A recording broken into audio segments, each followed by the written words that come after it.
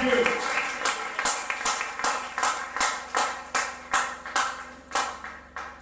Nous ouvrons nos Bibles dans les références de la fois dernière. Apocalypse chapitre 12, le verset 10 à 12, et puis 1 Corinthiens 15, 57. Mais avant de lire, parlons donc à l'auteur de la parole. Dieu de Golgotha, l'orable Père Céleste, nos cœurs dans la joie, nous nous approchons de toi en ce jour merveilleux où, Père, nous avons assisté à la présentation des fiançailles de notre frère et notre sœur, et nous croyons que ceci n'est que le type de la véritable chose qui se passe dans le spirituel entre Christ, l'époux de nos âmes, et l'Église, le corps de Christ. Béni soit ton Seigneur. Maintenant, nous voulons lire ta parole. Nous te prions de oindre cela pour nous, de fermer la bouche du prédicateur, de le mettre de côté, mais que tu puisses être au milieu de nous, afin d'agiter les eaux pour apporter non seulement la guérison de l'âme, mais aussi du corps. Sois l'alpha et l'oméga. Ouvre-nous l'entendement spirituel au nom du Seigneur Jésus-Christ. Amen. Amen. Que Dieu vous bénisse. Apocalypse 12, 10 à 12. Il est écrit ceci, et j'entendis dans le ciel une voix forte qui disait: maintenant le salut est arrivé, et la puissance et le règne de notre Dieu, et l'autorité de son Christ, car il a été précipité, l'accusateur de nos frères, celui qui les accusait devant notre Dieu jour et nuit. Ils l'ont vaincu à cause du sang de l'agneau et à cause de la parole de leur témoignage. Et ils n'ont pas aimé leur vie jusqu'à craindre la mort. C'est pourquoi réjouissez-vous, cieux, et vous qui habitez dans les cieux. Malheur à la terre et à la mer, car le diable est descendu vers vous, animé d'une grande colère, sachant qu'il a peu de temps. Amen. 1 Corinthiens 15, 57. Mais grâce soit rendue à Dieu qui nous donne la victoire par notre Seigneur Jésus-Christ. Amen. Bien, nous continuons notre sujet. Comment vaincre? Vous savez, la septuple récompense de l'Église épouse victorieuse. Et dans votre esprit, n'oubliez pas cette phrase: ils l'ont vaincu à cause du sang de l'agneau et la parole de leur témoignage. Nous sommes en train d'étudier comment vaincre, et le prophète nous a montré dans le sermon de combat que nous devons connaître notre ennemi. Premièrement, connaître ses tactiques, connaître ses stratégies, on a vu ça, sa force de frappe. Puis deuxièmement, nous devons nous entraîner, nous devons être formés, nous devons étudier les techniques de l'ennemi. Est-ce que c'est la vérité? Nous voulons recevoir donc un entraînement, une formation, parce que vous le vouliez ou non, tôt ou tard, vous rencontrerez Satan dans votre ou sur votre chemin. Vous aurez à l'affronter. Et alors il vous faut recevoir donc une formation. Il vous faut vous entraîner de manière à ce que lorsque vous allez le rencontrer, que vous puissiez savoir comment faire pour le vaincre. Vous êtes là? Nous avons défini ce que c'est que vaincre. D'abord, le dictionnaire nous dit, si vous prenez la rousse, si vous prenez, comment on appelle ça, Encarta, vous allez voir que vaincre, le dictionnaire dit, c'est remporter une victoire. C'est ce que ça veut dire vaincre. Vaincre signifie encore venir à bout d'eux. Vaincre, c'est surmonter. Vaincre, c'est triompher. Vous suivez ça? Et nous avons montré comment Frère Madame dit qu'en effet, il ne s'agit pas tant de savoir quoi vaincre, mais plutôt de comment vaincre. Parce que peu importe ce qui se présentera devant vous, si vous connaissez comment vaincre, et vous saurez comment utiliser le matériau que Dieu a mis à votre portée pour venir à bout de cette chose-là. Est-ce que c'est la vérité? Mais non, le prophète explique de trois façons différentes. Il dit premièrement, d'abord, vaincre signifie garder la vie en soi. Nous l'avons lu dans Comment puis-je vaincre de 1963. Et deuxièmement, vaincre signifie résister à l'épreuve. Troisièmement, vaincre signifie reconnaître le diable dans toutes ses astuces. Est-ce que c'est la vérité? Très bien. Si vous lisez ici, dans Comment puis-je vaincre, prêché le 25 août 1963 le matin, paragraphe 103, il dit, Jésus nous a appris comment le faire. Il a vaincu. Je veux dire, vaincre signifie résister à l'épreuve. Est-ce que c'est vrai? C'est juste. Comme l'ont fait tous les saints autrefois, comme Jésus l'a fait, au milieu de tous ses ennemis, il a résisté à l'épreuve. Devant toute chose dans laquelle il a été éprouvé, il est resté debout. En face de la maladie, lui, en tant que Messie, il a guéri les gens. C'est vrai? En face de la mort, il a changé celle-ci en vie. En face du calvaire, sa propre mort, il l'a vaincu en se livrant lui-même. Pourquoi? Par la parole. Il a dit, détruisez ce temple en 3 jours. Je le ressusciterai. C'est ce qu'a dit la parole. Vous voyez? En présence de la mort, il a vaincu celle-ci. En présence de l'enfer, il a conquis l'enfer. Et il a vaincu l'enfer. Oui. En présence de la tombe, il a vaincu la tombe. Pourquoi? Le tout. Il a vaincu comment? Le tout par la parole et l'humilité. Vous êtes avec moi? Oh là là. Voilà le vrai homme. Voilà celui dont vous devez faire votre exemple. Le modèle de tous les hommes, c'est l'homme parfait. Et l'homme parfait n'est pas un prophète, mais c'est le Dieu de tous les prophètes. L'homme parfait, c'est le Seigneur Jésus-Christ. C'est pourquoi Saint Paul a dit, suivez-moi comme je suis Christ. Prenez-moi pour exemple. Aussi longtemps, vous me voyez prendre Jésus-Christ pour exemple. Si tu le crois, dis Amen. Moi, je suis Christ. Lorsque vous me suivez, en réalité, vous êtes en train de suivre Christ. Est-ce que c'est la vérité? Le modèle parfait. Il a combattu et il a vaincu tout cela par la parole et par l'humilité. Et puis il dit, vaincre signifie reconnaître le diable dans toutes ses astuces. Vous êtes là? Paragraphe 104, le 25 août 1963, matin, comment puis-je vaincre? Écoutez, il a été tenté. Le saviez-vous? Beaucoup de gens ne savent pas que Jésus a été tenté. Il a été tenté. La Bible dit qu'il a été tenté comme nous, en toutes choses.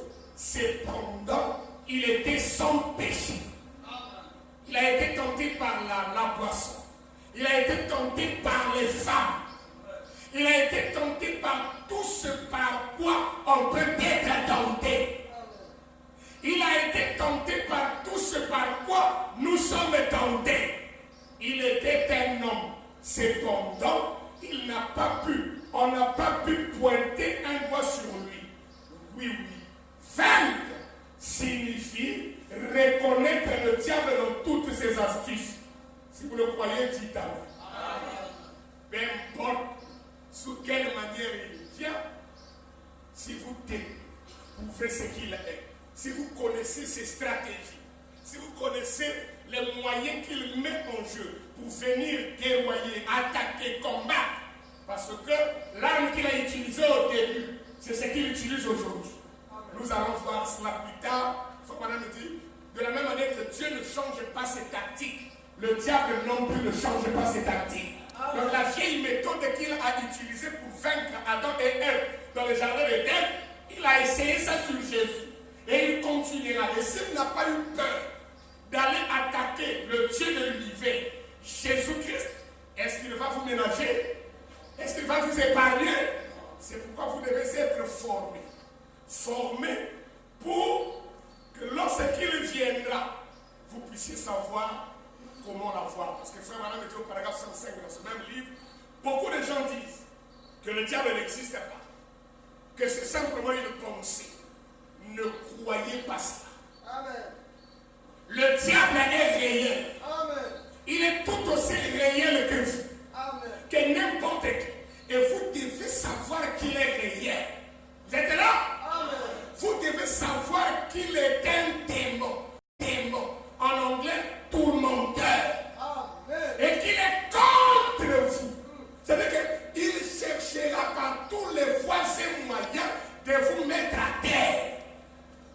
l'addition consiste à chercher par n'importe quelle stratégie pour vous sortir de la parole.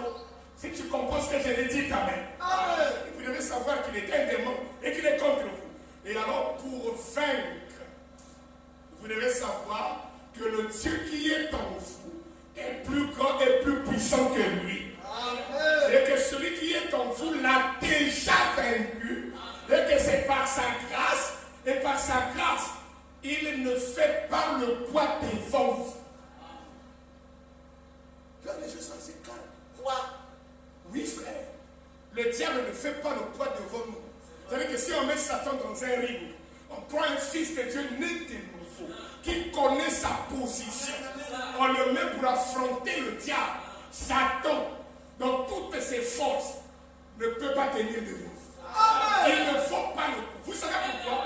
Parce que quand il vient à vous, il a été déjà vaincu. Donc il est encore sous l'emprise de cette victoire-là. Et alors quand il vient, c'est comme quelqu'un qui vient de faire le pacte. Et on a proclamé qu'il a échoué. Si vous le prenez le jour d'après pour refaire le pacte, il n'a pas le courage de l'affronter. Frère Madame dit sur le jour là, sur le café, Jésus a brisé la colonne vertébrale du péché. Il a tapé si fort que les os ont été démis de leur, comment on appelle ça là où ça, leur anticonception. Il a bousillé la colonne vertébrale du diable. Et il est en train de romper. C'est pourquoi tout ce qu'il essaie de faire, il vous agite des épouvantails pour vous faire peur. Et aussi longtemps que vous n'allez pas connaître ces choses-là, le diable aura le dessus. Mais quand tu connais ta position, tu sais que lui, il a été déjà vaincu, c'est terminé. Frère Madame, vous voyez, il existe une victoire, une véritable victoire. C'est pourquoi ce matin, j'aimerais attirer votre attention. Nous prenons donc un sous-thème dans ce grand sujet-là. Donc vous prenez un sous-thème. J'aimerais que nous puissions parler sur connaître votre position, virgule, ce que le livre dit que vous êtes.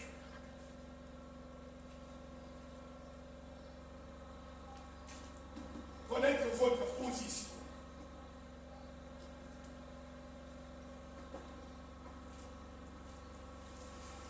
Ce que le livre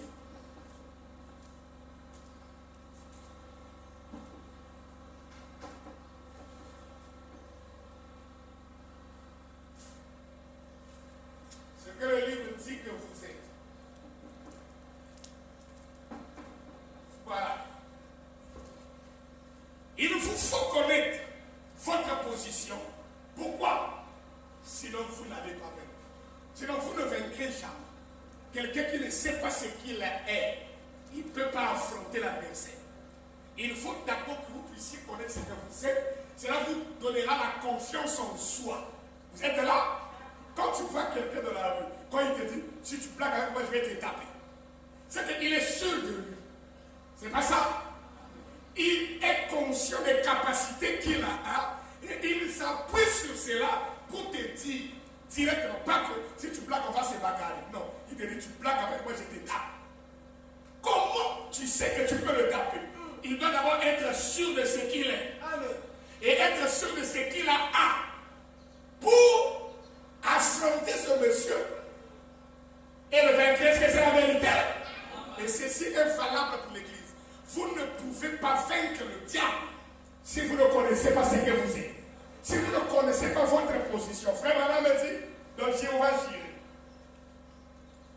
Phoenix a analysé, non? Mardi le 22 février, c'est pour ça qu'il a prêché Jéhovah Jireh, je crois, à peu près plus de 23 fois. Paragraphe 28. J'aime cette citation. Et je voudrais que cela puisse entrer en toi et que ça reste. N'oublie pas ça. L'une des plus grandes malédictions, écoutez, l'une des plus grandes malédictions qui repose sur l'Église du plein évangile, c'est l'ignorance de sa position en Jésus-Christ. L'une des plus grandes malédictions qui repose sur l'Église du plein évangile, c'est l'ignorance de sa position en Jésus-Christ. Les gens viennent à l'Église. Ils disent qu'ils sont des croyants, mais ils ne connaissent pas ce que le livre dit qu'ils sont. C'est pourquoi ils sont là à tâtonner. Ils ont peur d'avancer avec ce que Dieu dit. Écoutez, j'ai toujours dit, je rencontre deux catégories de gens. L'une, ce sont les gens du plein évangile, et l'autre, ce sont les fondamentalistes. Le fondamentaliste connaît sa position. Seulement, il n'est pas né de nouveau. Il possède simplement l'enseignement fondamental, il n'a donc pas de foi. Et celui du plein évangile est né de nouveau, mais il ignore où il se tient. C'est-à-dire qu'il a la foi, mais il ne connaît pas sa position. L'autre connaît sa position, mais n'a pas de foi. Vous êtes là? Frère, madame, on continue. Il dit, ainsi, voilà la chose. Si seulement je pouvais avoir la foi des pentecôtistes, du plein évangile, et les croyants fondamentalistes, ou soit le croyant fondamentaliste, la doctrine fondamentaliste, dans la foi pentecôtiste, le succès est assuré. Si je peux réunir les deux là ensemble, celui qui connaît sa position et qui a la foi, vous êtes les vainqueurs. Pas seulement connaître votre position, mais avoir la foi de garder cette position-là. La chose, la victoire sera assurée, le succès. C'est comme un homme qui peut remplir un chèque, mais qui n'a pas d'argent en banque. Mais il connaît comment on remplit un chèque, il n'a pas d'argent en banque. L'autre a l'argent en banque, mais il ne connaît pas comment remplir un chèque. Maintenant, si vous associez les deux gardes, vous allez toucher l'argent. Est-ce que c'est la vérité? Bien. L'autre peut remplir, ne peut pas remplir cela. Et alors que l'autre qui peut remplir un chèque n'a pas d'argent en banque. L'homme qui ne peut pas remplir un chèque a de l'argent. Mais il ne sait pas comment remplir un chèque. C'est comme cela. Que va-t-il faire? L'un a de l'argent en banque, mais il ne peut pas remplir un chèque. L'autre peut remplir un chèque, mais il n'a pas d'argent en banque. Alors que peut-il faire? Vous devez mettre ces deux personnes ensemble. Vous êtes là? 29. Et si nous pouvions délivrer les gens de la peur, voilà une chose. Oh, je ne sais pas, vous désirez un petit tour chez moi ou un tour de passe-passe. La parole de Dieu, c'est votre fondement. Dieu l'a dit. Il l'a établi là d'une manière parfaite.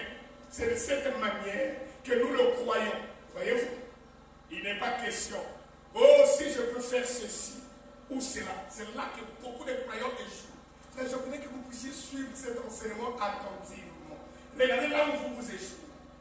Si je pouvais faire ceci ou cela. Branham me dit, ce n'est pas ce que vous avez fait qui compte. Écoutez, c'est ce que Dieu a fait pour vous. Amen. Beaucoup de frères qui se disent croyants de ce message a échoué. C'est parce qu'ils avaient établi leur vie sur le mérite de ce qu'ils pouvaient faire. Amen. Et aussi longtemps qu'il avait la force de le faire, il s'est considéré vrai croyant, fils de Dieu, fille de Dieu. Mais le jour qu'il a fait un faux pas, le fondement sur lequel il avait établi sa vie chrétienne s'écroule comme un carton en château parce qu'il pensait que sa vie dépend des choses qu'il est capable de faire. Frère, vous pouvez jeûner comme vous voulez, vous pouvez prier comme vous voulez, vous pouvez méditer comme vous voulez, c'est pas ça qui compte. Amen. Ce qui compte ici, c'est ce que lui a déjà fait pour vous. Amen. Amen. Si vous établissez votre vie sur ce que lui a fait pour vous, frère, vous vous élèverez toujours. Amen. Vous serez quelqu'un qui ne ramasse pas la manne hors du terrain. Cette manne que vous mangez aujourd'hui, qui vous rend joyeux, si vous la gardez demain, ça pourrit, votre joie cesse d'être. Mais où est le chaletier? Quand tu jubilais, tu disais Amen. C'est la manne que tu as ramassée hors du camp. Mais il y a une manne qui tombait hors du camp. Mais qu'on avait donné les instructions au souverain sacrificateur.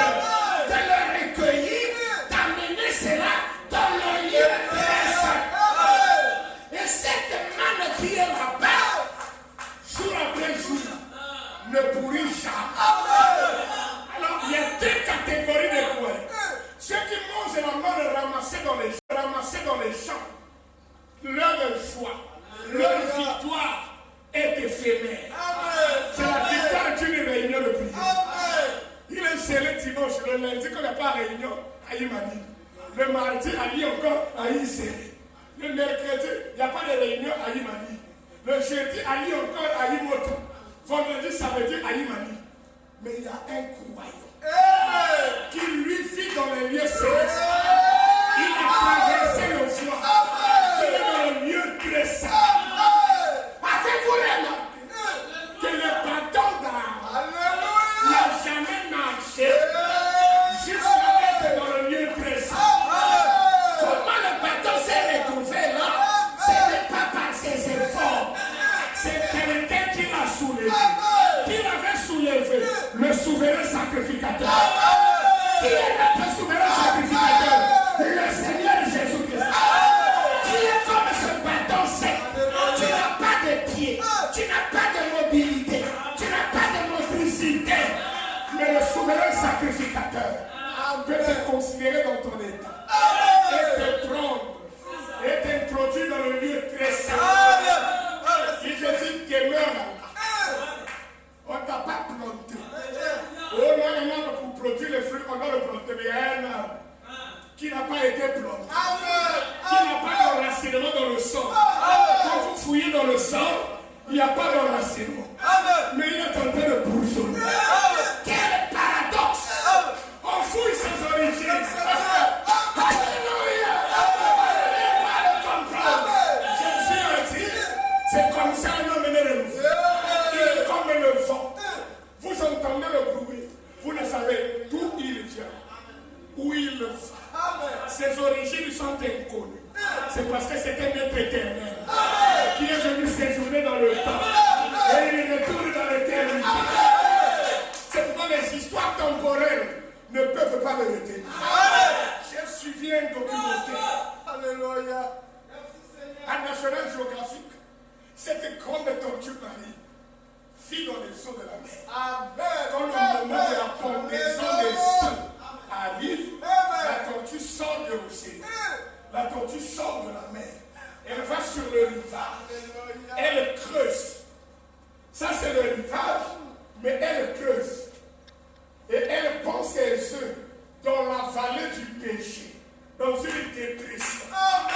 Nous sommes dans la vallée de l'ombre de la mort, dans une vallée de dépression.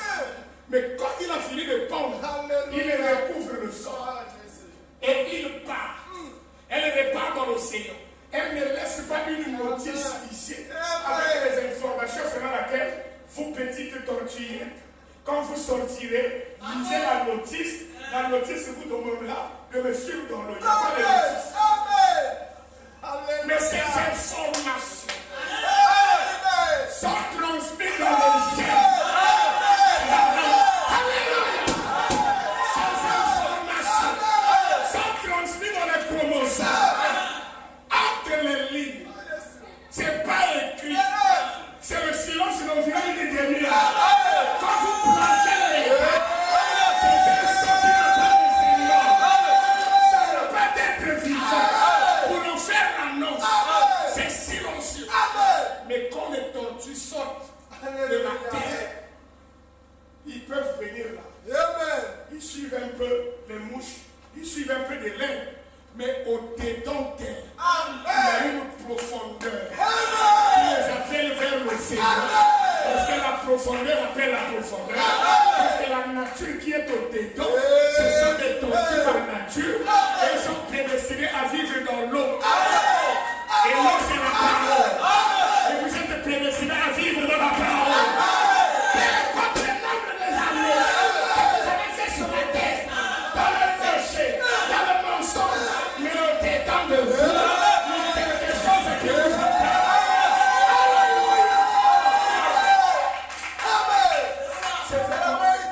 C'est pas ce que j'ai fait. Non. C'est pas ce que j'ai fait. Mais c'est ce que lui a fait. Frère, voilà notre Dieu.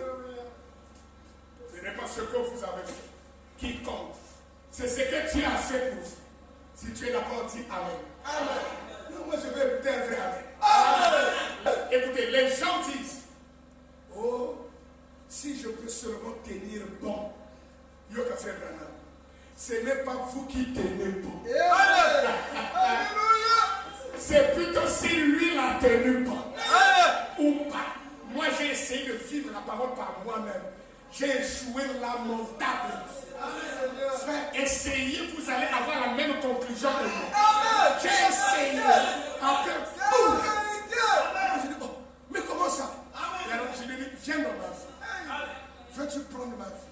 Veux-tu prendre le contrôle de tout mon être?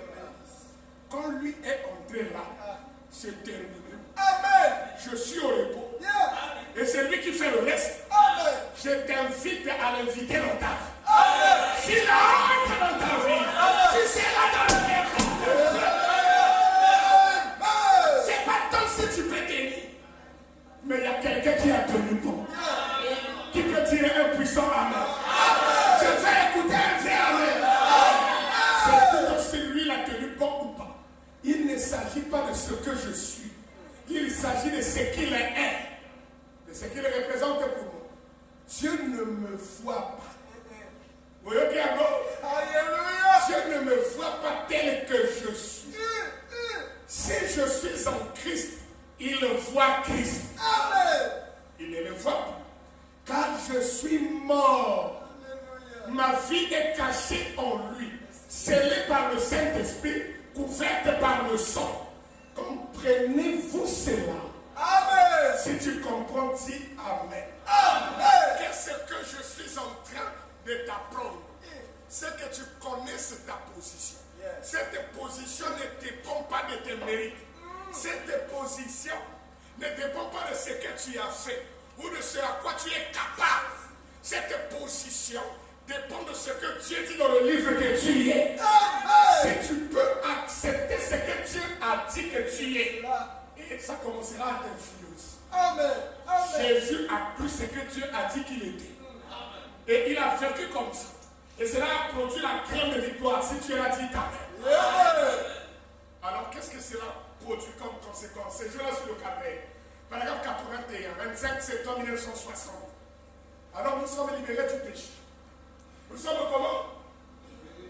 Je veux que vous prêchiez avec moi. Nous sommes libérés du péché. Est-ce que c'est moi qui ai dit ça? Libérés du péché. Bon, donc je suis plus esclave du péché. Paragraphe 81. Je suis plus esclave du péché. Libéré. Par conséquent, nous ne sommes retenus dans aucune des chaînes du péché. Est-ce qu'il y a quelqu'un pour croire ça? Aucune. Dieu, c'est tout comme si nous n'avions jamais péché. Amen. Moi, ma mission, c'est de vous dire ce que Dieu a dit. Le sacrifice parfait nous a rendus parfaits. En effet, Jésus a dit, soyez donc parfaits comme votre Père Céleste est parfait. Donc, il n'y a rien d'autre à faire. Mais nous sommes rendus parfaits dans la présence de Dieu. Les catholiques nous ont dit que nous étions des pauvres pécheurs. Mais ce matin, je te dis que moi, Caleb et Pongola, je ne suis pas un pauvre pécheur. Non. Oh, non, mais attends, c'est faux. Sainte Marie, mère de Dieu. Depuis qu'on Marie et Maman Zam, Dieu existait autant d'Abraham, Marie n'était même pas née. Amen. Oh, les catholiques. Enfin, prie pour nous pauvres pécheurs. C'est un mensonge du diable. Jésus qui est sans péché a pris la place du pécheur à la croix du Calvaire. Il est devenu péché pour que vous puissiez devenir justice de Dieu. Amen. Si tu crois ça, dis Amen. Amen. Je suis un saint de Dieu. Toi, tu peux dire la même chose? Ah, si tu ne peux pas le dire, c'est que tu es en train de t'appuyer sur tes mérites. Je suis un saint de Dieu. Dis ça fort. Non, plus fort que ça. Je suis un saint de Dieu. Je suis un saint de Dieu. Pas par ma sainteté. Parce qu'il n'y a pas de montagne sainte. Il n'y a pas d'église sainte. Il n'y a pas d'homme saint. Mais lorsque le Dieu qui est saint descend sur la montagne, ça devient la sainte montagne. Lorsque le Dieu qui est saint vient dans une église, ça devient la sainte église de Dieu. Lorsque le Dieu qui est saint vient dans un homme ou dans une femme, ça devient le saint homme de Dieu. Et sainte femme de Dieu. Alléluia. Donc, faire, mais nous sommes rendus parfaits dans la présence de Dieu. Oh, écoute, paragraphe 89, c'est là, laissez-moi agrandir la taille de police comme ça, les lunettes ne vont plus m'agacer, comme ça je peux lire ici. Voilà. Très bien. Or, c'est là que nous perdons notre position. Donc nous, on a une position. Mais à quel moment on perd cette position? Et si vous perdez cette position, vous ne pouvez pas vaincre le diable. Il vous faut connaître ce que vous êtes. Croire ce que le livre dit que vous êtes. Quand le diable vient, vous savez que le livre dit qu'il a été déjà vaincu. Et vous savez que celui qui est en vous est plus grand que celui qui est dans le diable. Tu peux lui résister. Parce que vaincre signifie résister à l'épreuve. Qui peut dire amen? Donc c'est là que nous perdons notre position. Si nous ne sommes pas vigilants, nous chercherons à regarder en arrière à ce que nous étions. C'est comme ça quand je dis que je suis saint. Et je lui dis que Dieu, c'est quand tu as voulu dire je suis saint. Le diable t'a dit, qu'est-ce que c'est pour toi? Regarde ce que tu as fait avant d'aller à l'église. Je m'en fous de ce que tu as fait avant de venir à l'église. Je ne regarde pas en arrière à ce que nous étions. Et tant que nous regardons en arrière à ce que nous étions, le sacrifice ne signifie rien.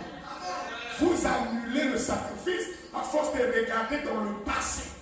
Et c'est ça la mission du diable. Te coller toujours dans un passé. Et tu ne regardes que le passé. Vous êtes là? Amen. Vous dites que c'est votre frère, mais nous fûmes. Il faisait. Nous étions. Tout ça, ça peut être fait. Mais dis-moi ce qu'il est. Amen. C'est pourquoi Jésus n'est pas le fait. Il n'est pas le fait. En vérité, je vous le dis, avant qu'Abraham fût, moi je suis. C'est le Dieu de ton présent. Il te dit ne regarde pas le passé. Je suis avec toi dans le présent pour garantir ton futur. C'est ça présent. Et un présent est un cadeau. C'est un don offert par Dieu pour déterminer ce que sera ton lendemain. Le Dieu de la providence, le Dieu de la préciose, le Dieu de la prédestination, c'est lui qui connaît la fin avant le commencement. Quand il t'appelle, il commence un travail avec toi. Il est fidèle. Il ne laisse pas les œuvres à moitié. Comme un ouvrier qui est allé travailler après le manque de cylindres que tu vas aller l'achever. Notre Dieu, quand il commence, il achève. Même lorsque votre fidélité échoue, il demeure fidèle. C'est Jésus-Christ. Il te connaît. C'est pourquoi le sacrifice ne signifie rien. On va regarder Frère Branham. Lui-même, il répond. Il dit, regardez ce que ce jour-là sur le calvaire a fait pour vous. Amen. Je peux écouter un amen. Amen. Je veux que quelqu'un donne un amen. Amen. Caleb, tu regardes quoi? Ce que le calvaire a fait. Caleb, tu regardes quoi? Ce que le calvaire a fait. Et le calvaire a fait quoi? Il a payé le prix pour vous. Il a réglé la question. Et quand la question a été réglée, si vos péchés sont comme le cramoisi, ils sont blancs comme la neige. Si vos péchés sont rouges comme la pourpre, blancs comme la neige. Écoute la bombe atomique de Dieu. Alors, par conséquent, alors vous n'avez pas de péché. Est-ce que ça vous passe sur la terre? Est-ce que votre estomac est prêt à accepter ça? Vous n'avez pas de péché. Vous êtes parfaitement sans péché. Attendez, ne me dis pas ça. Tu sais pas ce que j'ai fait lundi. Ce que j'ai fait ce matin avant de venir au culte. Non, je réponds. Peu importe. Peu importe ce que vous avez fait. Ou ce que vous faites. Vous êtes quand même sans péché.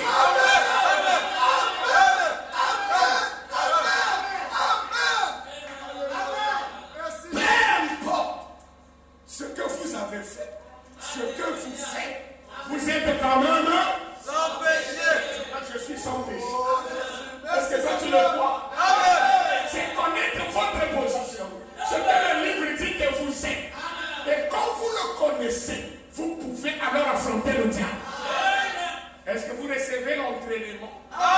C'est que vous recevez la formation.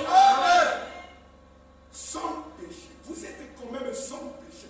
Et frère Madame arrive la pointe en disant, pourvu que vous ayez accepté Jésus-Christ comme votre sauveur. Vos péchés sont pardonnés. Qui veut dire amen. Tout ce qui est pardonné est remis et oublié.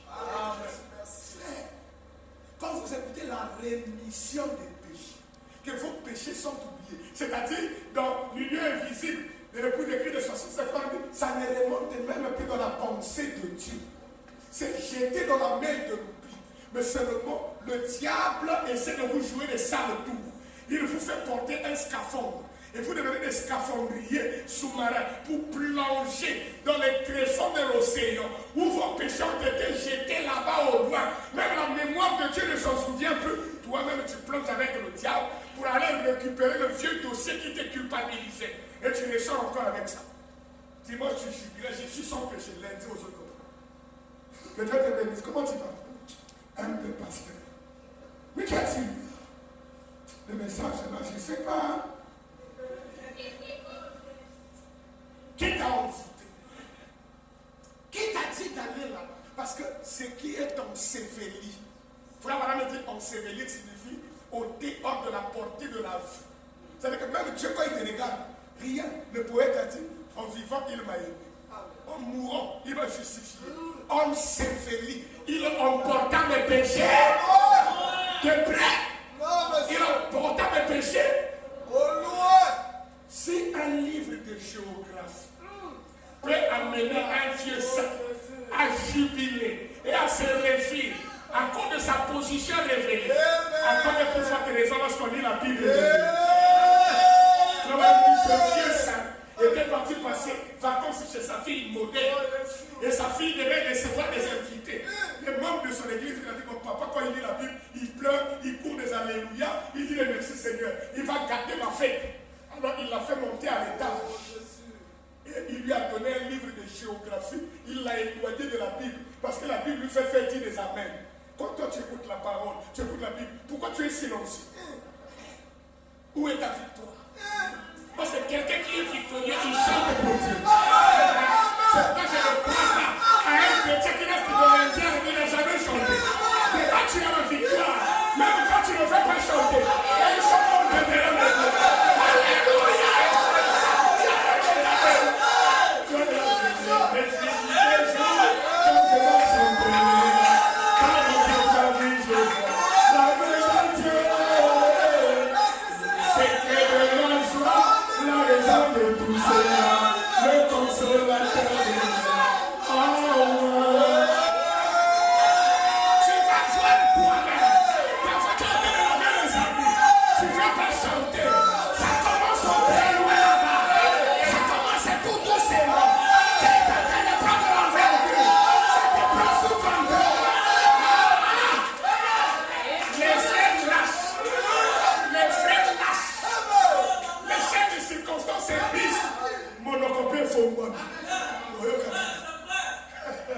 Alléluia! Alléluia. Est-ce que c'est vrai? On lui a remis le livre de géographie. Et le saint papa était en train de lire là-bas dans le grenier. Et la fille moderne, c'est l'église de la Laodicée, avec les protestants, dans une fête dénominationnelle, un réveil au 10 paroles. Le papa avec son livre de géographie. Alors pendant qu'il lisait, on lui a privé de la Bible. Quand il tomba dans un endroit, l'expert a dit, au fait, on a découvert que dans l'océan, il y a des profondeurs de l'océan où aucun homme ne peut y aller. Jusqu'aujourd'hui. Le fond marin n'a jamais été touché. Quand le Saint-Papa a lu ça, il a crié, gloire à Dieu! Il a commencé à courir. La fille a dit, c'est quoi? Il court avec tous ses amis. Il est en train de jubiler. Merci Seigneur.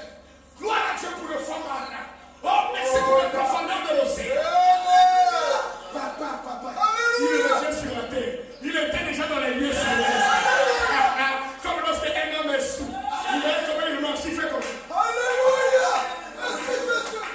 Quand quelqu'un est sous, il marche, il touche les deux côtés de la route. Il ne va plus droit comme ça. Oh, je il fait comme ça. La carte de l'Écosse, tu récites, il fait comme ça. Il va de l'Est à l'Ouest. Il va au ministère de l'Est. Il amène à l'Ouest. Il a la mécanique. Il a la dynamique. Il a la parole. Il a la puissance. Alléluia.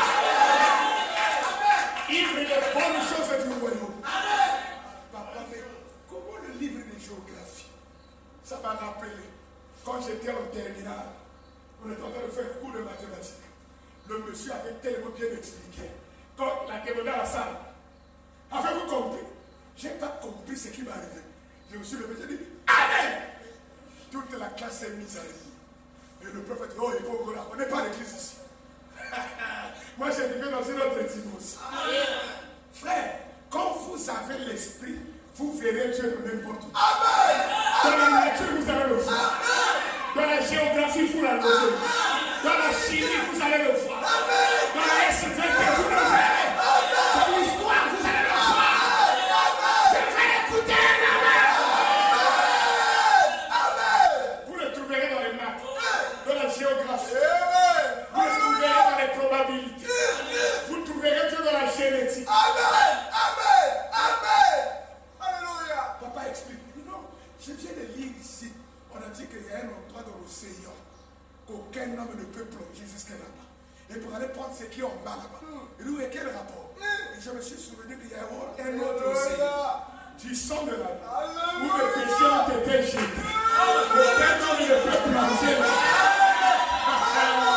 Pour l'amener ça. Un péché confessé est réglé oublié. Frère, ne regarde pas en arrière. Crois ce que Dieu dit que tu es. Amen. Et alors tu seras prêt à affronter le monde. Si tu le crois, tu es un puissant. Est-ce que vous le croyez? Amen. Écoutez. Alléluia.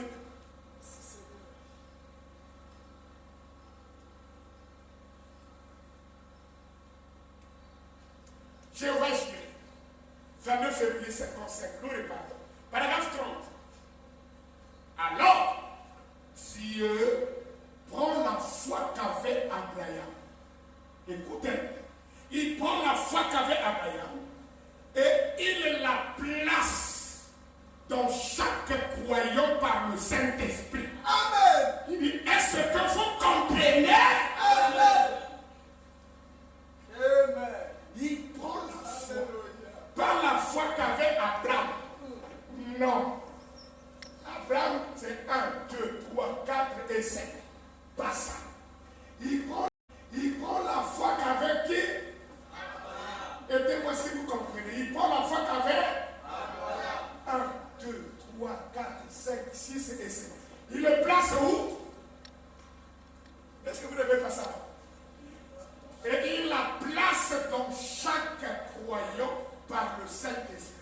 Est-ce que vous comprenez la foi d'Abraham placée dans chaque croyant? Et quelle était la foi d'Abraham? C'était la foi qui acceptait la promesse de Dieu et qui acceptait d'avancer avec Dieu sans pourtant avoir vu. Premièrement. Deuxièmement, la foi d'Abraham consistait à l'amener à croire et à agir, même quand tous les symptômes disaient le contraire. Troisièmement, la foi d'Abraham l'amenait à croire tout Dieu dans un homme. Et que ce Dieu-là peut venir s'asseoir avec lui, manger la chair de l'homme, manger le pain de maïs et à la fin boire le lait. Et après tourner le dos et connaître les secrets de ça. Cette foi qu'avait Abraham. Dieu prend ça, il met ça dans chaque croyant. C'est à cause de ça que tous ceux qui mouraient dans l'Ancien Testament partaient dans le sein d'Abraham. Parce qu'il était le père de la foi de l'Ancien Testament. Mais aujourd'hui, l'âge d'Abraham a élevé. Et voilà, quand Abraham est sur la terre, c'est là avec trois groupes. Il y a trois groupes. Lorsque Abraham est sur la terre, il y a les Abrahamites, il y a des Lotistes et il y a des Sodomites. Est-ce que nous voyons des Sodomites aujourd'hui? Ce qu'on appelle les homosexuels, les lesbiennes, les pédophiles. Est-ce que vous voyez les lotistes? C'est le cousin. Dans le neveu d'Abraham, les pentecôtistes, ils s'aiment les dents, ils ont peur de quoi Dieu dans la chaîne. Ils commencent à tergiverser, on est sinon on va s'éclater. On est venu au-dessus, non pas pentecôtiste. Mais Abraham, croyait que Dieu a pris aujourd'hui un autre Abraham avec un H.A.M. Abraham 1, 2, 3, 4, 5, 6, 7. Et lui-même il dit messager de la perfection. Et quand j'étais en 4e et en 5e, on nous avait montré la simplification des quotients. Donc, les termes qui sont semblables au numérateur et au dénominateur peuvent se supprimer par simplification. On va voir Dieu dans le mathématique. Je vous avais prévenu. Si vous êtes spirituel, vous verrez Dieu parler. Alors j'enlève le A. Le A là, regardez, j'enlève le A là. Et j'enlève le A ici. J'enlève le B, supprimer, simplifier, supprimer, supprimer, H, H, A, L, N. Vous voyez? Abraham, il reste Ancien Testament. C'est le père de la foi de l'Ancien Testament. C'est pas tous les croyants qui sont morts dans l'Ancien Testament sont allés dans le Saint Abraham. Et d'Abraham, il reste le Nouveau Testament.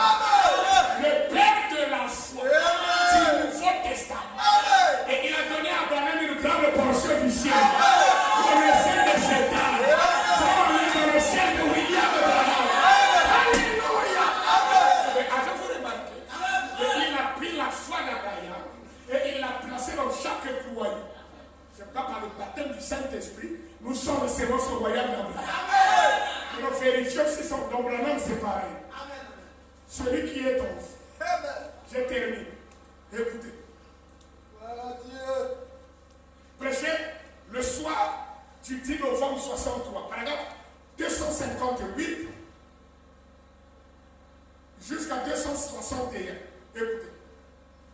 Oh Seigneur, Dieu, je te demande d'être miséricordieux envers nous, que tous les hommes et toutes les femmes qui sont ici présents, qui auraient quelques maladies ou quelques afflictions, écoutez, comme Moïse, il prend l'exemple de Moïse, comme Moïse s'est jeté dans la brèche pour les gens ce soir, je, pronom personnel, donc moi, Branham, non, je veux que tu dises ça dans la voix de Dieu. Donc, végère. Pourquoi on dit la même chose? Ça crée le retard, pas à cause de moi, mais à cause des gens qui font la projection. Alors, regardez.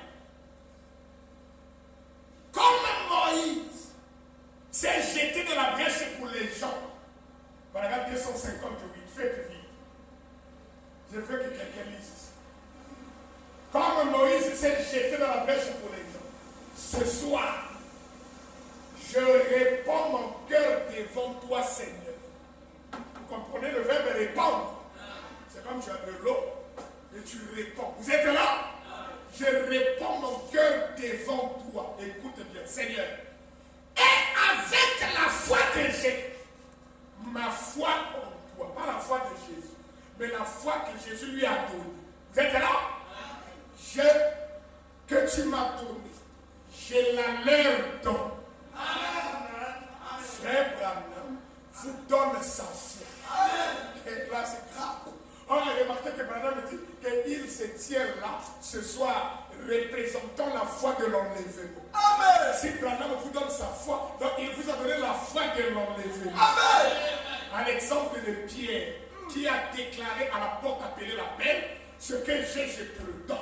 Au nom de Jésus-Christ de Nazareth, lève-toi et marche. Et l'homme est resté boiteux et faible quelques instants. Mais, pendant qu'il le soutenait, ses chevilles devinrent fermes. Et il est entré dans la maison de Dieu en sautant et en louant et bénissant Dieu. 259. Tu es le même hier, aujourd'hui et éternellement. Et son apôtre a déclaré. ce que j'ai, je te le donne. Branham me dit, c'était quoi? Ah, donc Pierre a pris sa foi à lui-même.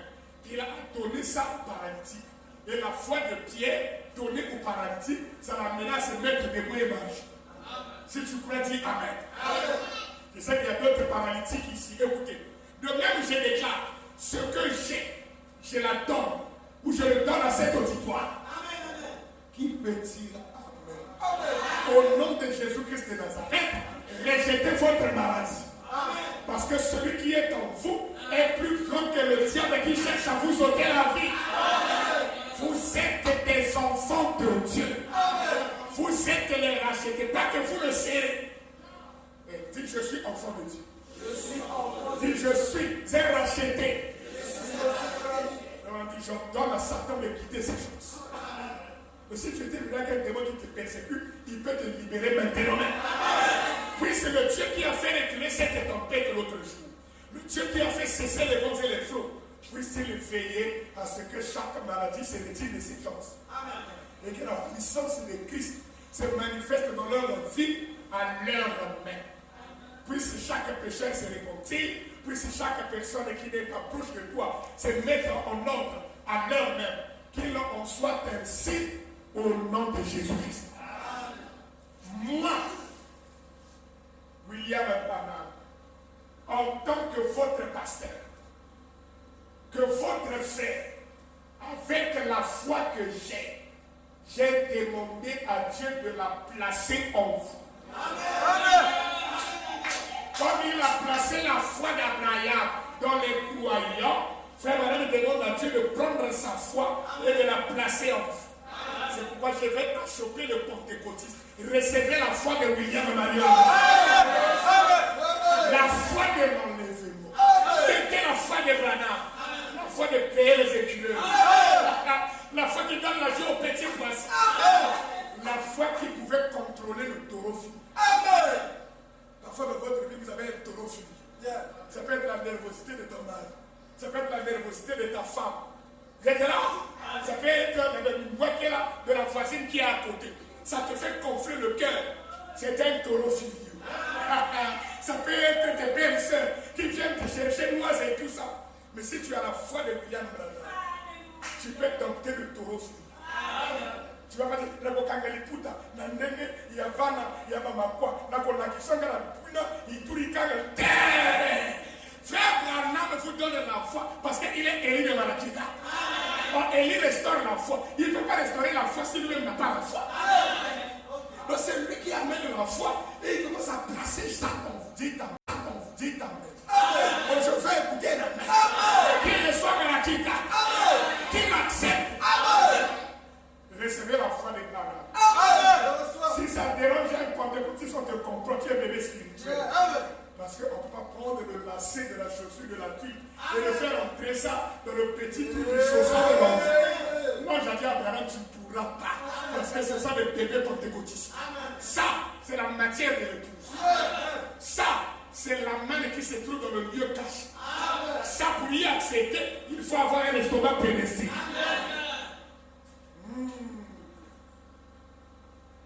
J'ai demandé à Dieu de la placer en vous. Je crois que je recevrai ce que j'ai demandé.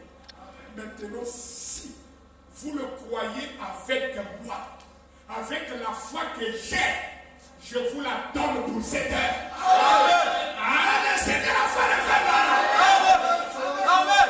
Et maintenant, au nom de Jésus-Christ, le Fils de Dieu, rejetez votre affliction. Je veux que tu puisses dire affliction, quitte-moi. La chose qui te afflige, ça dit quitte-moi. Quitte. Si c'est la convoitise, quitte. Si c'est l'intimité, quitte. Si c'est l'histoire des séries télévisées, quitte. Si c'est l'histoire des caranchiques, quitte-moi. Je vais écouter un drame. Et maintenant, au nom de Jésus-Christ, le Fils de Dieu, rejetez votre affliction, votre maladie. Et dites-lui, tu dois partir. Dites, tu dois partir. La convoitise doit partir. L'adultère doit partir. Le mensonge doit partir. En effet, vous avez votre foi, plus ma foi. Quel bonus bonus. Donc quand tu utilises ta foi, ça ne marche pas. Dis Seigneur, j'ajoute la foi de Malachie 4. Seigneur, lui-même me l'a donné. Moi j'ai accepté.